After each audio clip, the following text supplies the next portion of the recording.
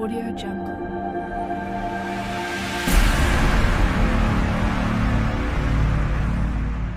Audio Jungle. অন্ধকার রাত, মেঘে ঢাকা আকাশ, নিঃশব্দ কবরস্থান। দূরে কোথাও হালকা বাতাসে দুলছে শুকনো গাছের ডাল। দুইজন মানুষ কবরের পাশে দাঁড়িয়ে আছে, হাতে কোদাল, চোখে অদ্ভুত এক জলজলে লাল আলো। তারা জানে তারা যা করতে যাচ্ছে সেটা কোনো মানুষ করার সাহস করে না। তারা কবর খুঁড়বে, একজন মৃত মানুষের লাশ চুরি করবে। কিন্তু তারা জানতো না সেই কবরের ভেতরে ঘুমিয়ে থাকা দেহের পাহারায় ছিল এক সাপ। না, সাধারণ সাপ নয়, আল্লাহর আদেশে প্রেরিত এক রহস্যময় প্রাণী, যার চোখের এক চাহনি পুরো পৃথিবী কাঁপিয়ে দিতে পারে। সেদিন রাতে কবরের মাটির নিচে যা ঘটেছিল তা শুনলে তোমার শরীরের প্রতিটি রোম খাড়া হয়ে যাবে। এক অন্ধকার রাত ছিল সেটা। আকাশের তারা যেন নিভে গেছে, চারদিক নিস্তব্ধ। মানুষ ঘুমিয়ে আছে গভীর ঘুমে। গ্রামের এক কোণে বসে আছে দুইজন লোক। তাদের চোখে এক অদ্ভুত লাল ঝিলিক, যেন তাদের ভেতরে জ্বলছে লোভের আগুন। তাদের উদ্দেশ্য, আজ রাতে তারা এমন এক কাজ করবে যা শুনলে মানুষের হৃদয় কেঁপে ওঠে। তারা ঠিক করেছে গ্রামের কবরস্থান থেকে এক মৃত মানুষের লাশ তুলে নেবে। কেউ জানবে না, কেউ দেখবে না, শুধু তারা আর অন্ধকার রাত। তাদের একজন বলল, ভাই শোনো, এই লাশটা সাধারণ না, গ্রামের ধনী মানুষ ছিল, সাথে ছিল অনেক দামি কাপড় আর সোনা। চলো রাতে কবর খুঁড়ে তুলে নিয়ে আসি। অন্যজন বলল, যদি কেউ দেখে তাহলে শেষ, জীবিত কবর দেবে। কিন্তু লোভের অন্ধকার তাদের চোখে পর্দা ফেলে দিল। তারা জানে না আল্লাহ তাআলা বলেন সূরা আল ইমরানে, নিশ্চয়ই আল্লাহ ভয় করেন কেবল তার বান্দারা যারা জ্ঞানী। কিন্তু তারা জ্ঞানের আলো থেকে দূরে ছিল। রাত বাড়ে, চাঁদ মেঘের আড়ালে ঢেকে যায়। তারা কবরস্থানের দিকে রওনা দেয়। হাতে কোদাল আর মাটির গন্ধ মিশে যায় বাতাসে। কবরের পাশে পৌঁছে তারা খুঁড়তে শুরু করে। প্রথমে একটু ভয় লাগছিল, কিন্তু কিছুক্ষণ পর সেই ভয় মিলিয়ে যায়। তারা লাশের কাপড় দেখতে পায়। তখনই হঠাৎ বাতাসের ভেতর এক অদ্ভুত গন্ধ ছড়িয়ে পড়ে। মাটির ভেতর থেকে আসে ফোঁস ফোঁস শব্দ। তাদের চোখ বড় হয়ে যায়। তারা থেমে যায়। চারদিক নিস্তব্ধ।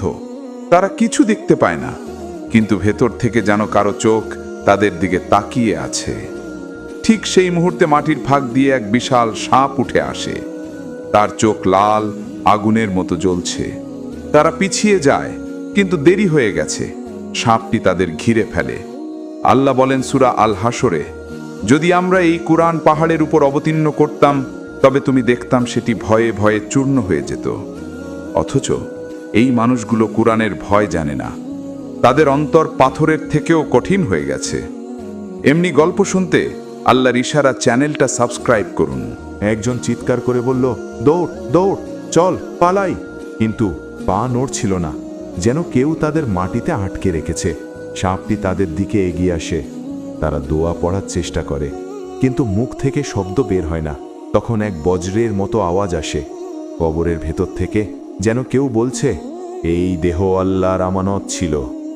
তোমরা কে যে এটা চুরি করতে এলে? আল্লাহর হুকুম ব্যতীত কেউ কবরের দেহ স্পর্শ করতে পারে না। ভয়ে তারা মাটিতে পড়ে যায়। তাদের চোখে জল গড়িয়ে পড়ে, কিন্তু তখন আর কিছু করার ছিল না। অন্ধকার রাতে কবরের ওপর নেমে আসে নীরবতা।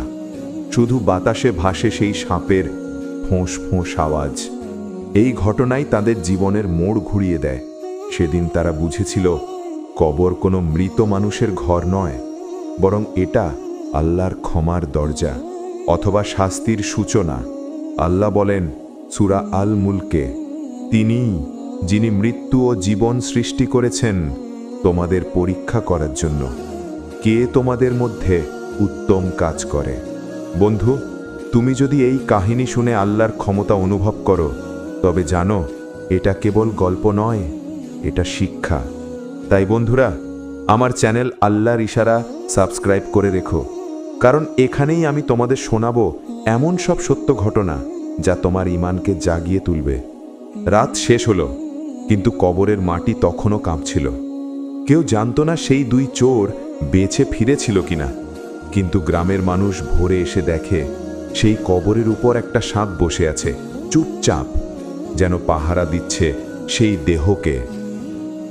ভোরের আলো ফুটতে শুরু করেছে। গ্রামের মানুষ দলে দলে কবরস্থানে ছুটে আসে। সবাই বিস্ময়ে তাকিয়ে থাকে, কারণ তারা যা দেখছে তা যেন কোনো অলৌকিক ঘটনা।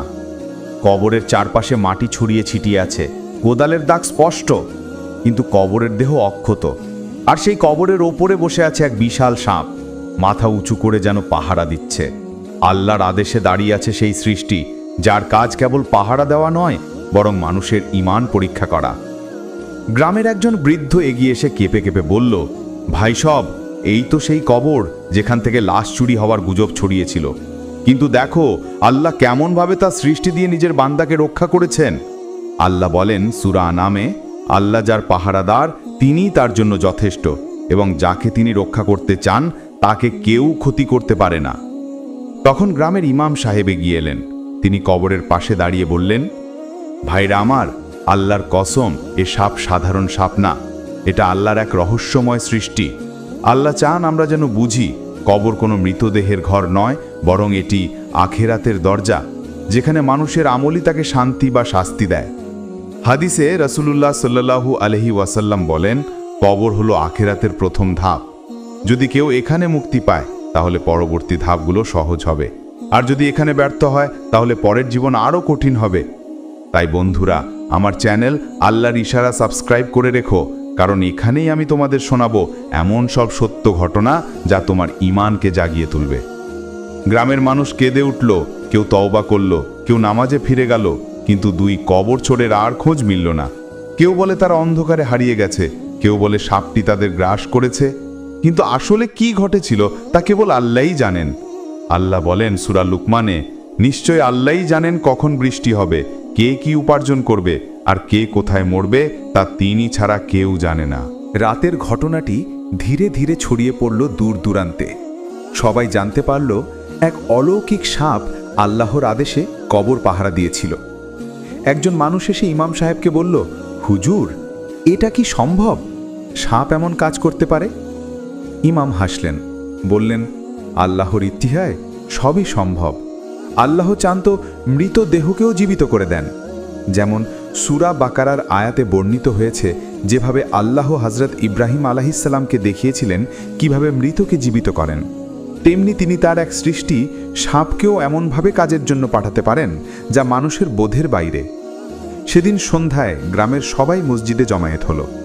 ইমাম সাহেব বললেন, এই ঘটনা আমাদের জন্য শিক্ষা, যে আমরা যেন কবরকে অবমাননা না করি, যেন আল্লাহর আদেশের ভয়ে আমাদের অন্তরে জাগ্রত থাকে। রাসূলুল্লাহ সাল্লাল্লাহু আলাইহি ওয়াসাল্লাম বলেছেন, মৃত ব্যক্তির হাড় ভেঙে ফেলা যেমন গুনাহ, জীবিত অবস্থায় তার হাড় ভাঙার সমান। তাই কবরের দেহের সম্মান রক্ষা করা আমাদের ঈমানের অংশ। এই কথা শুনে গ্রামের যুবকরা কান্নায় ভেঙে পড়ে। তারা প্রতিজ্ঞা করল, এই গ্রামে আর কখনো কেউ এমন অন্যায় করবে না। সেদিন থেকে কবরস্থানের চারপাশে তারা আলো জ্বালিয়ে পাহারা বসায়, এবং সেই সাপ আর কখনো দেখা যায়নি। কিন্তু মাঝে মাঝে গভীর রাতে বাতাসে এক ফোঁস-ফোঁস শব্দ শোনা যায়, যেন কেউ এখনো পাহারা দিচ্ছে সেই কবরের শান্তি আর মর্যাদা। বন্ধুরা, এই গল্পে আল্লাহর রহস্য লুকিয়ে আছে। কখনো কখনো তিনি তার সৃষ্টি দিয়ে আমাদের সতর্ক করেন, আমাদের ঈমান জাগিয়ে তোলেন। তাই যদি তুমি চাও এমন আরও সত্য ও অলৌকিক ঘটনার মাধ্যমে নিজের ঈমানকে জাগাতে, তবে অবশ্যই আমার ইউটিউব চ্যানেল আল্লাহর ইশারা সাবস্ক্রাইব করে রেখো, কারণ এখানেই আমি তোমাদের শোনাবো সেই গল্পগুলো যেগুলো শোনার পর তুমি বুঝবে আল্লাহর ক্ষমতা কত অসীম।